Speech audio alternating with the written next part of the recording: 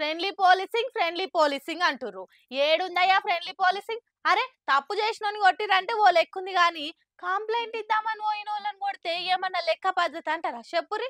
ఎవరన్నా మనల్ని కొట్టినా తిట్టినా బిఎస్ కు పోయి కంప్లైంట్ కాగితం ఇచ్చొస్తే పోలీసు వాళ్ళు వచ్చి అరుచుకుంటారు, కేసు రాసి న్యాయం అయ్యేటట్టు చేస్తారు అనుకుంటాం. కానీ పోలీసు వాళ్ళే కామన్ పబ్లిక్ ను కొడితే, అది కూడా పోలీస్ స్టేషన్లనే కొడితే ఏమనాలే? వికారాబాద్ జిల్లా Kodangal circle Daulatabad police station లా కంప్లైంట్ ఇస్తందుకు పోయిన ఈయనను కొట్టిండట ఎస్ఐ. ఆల్షంగా బయటకు వచ్చిన ఈ ముచ్చట ఇప్పుడు ఇంటర్నెట్ లా మస్తు తిరుగుతుంది. ఆయన పెట్టిన కేసు పైన ఏంది నన్ను ఎంక్వైరీ చేయమని అడిగితే, అది నీకేమవసరం, నువ్వు పెట్టిన కేసు తీసుకున్నా కదా నన్ను కొట్టిపోయి అంటే నా మీద ఎంక్వైరీ చేయండి, ఎఫ్ఐఆర్ తీసుకుంటాడా? ఎట్లా తీసుకుంటాడు? కొడతాడా? నువ్వు కొట్టి బయటికి తోలుతావా? బయటికి వెళ్ళి మాట్లాడు నువ్వు.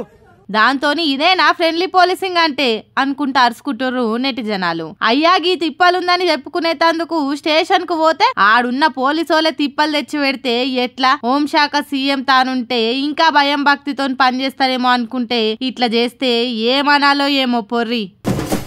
అప్పు ముప్పు అంటారు. ఈ మాట అందరికేమో గాని కాంగ్రెస్ వాళ్ళకు కరెక్ట్ సరిపోతుంది. ఎందుకంటే కొన్నొద్దుల సందేహాల సర్కారు ఏడాదిలో చేసిన అప్పుల మీదనే తలో తీరు మాటన పట్టిరు, తట్టెడు మట్టి పోయబట్టిరు. ఉన్న తిప్పలు జాలనట్టు అప్పుల ముప్పు కూడా హ్యాండ్ పాటోలను ఆగం పట్టిస్తుంది గట్టిగానే.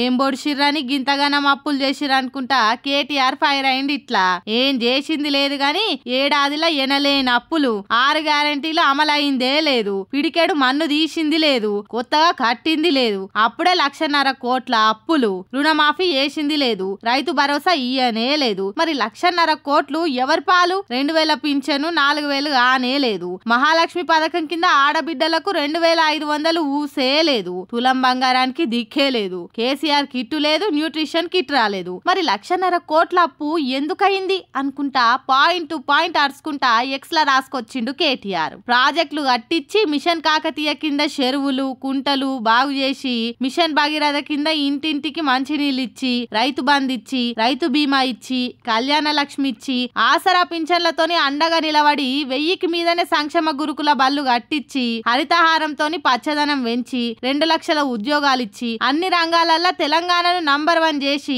10 ఏళ్లలో 4 లక్షల కోట్ల అప్పు చేసిన కేసీఆర్ సర్కార్ మీద ఏడాది ఏలువడిల్నే 1,50,000 కోట్ల అప్పు చేసిన వీళ్ళు విష ప్రచారం చేస్తుర్రు అనుకుంటా గరమైండు.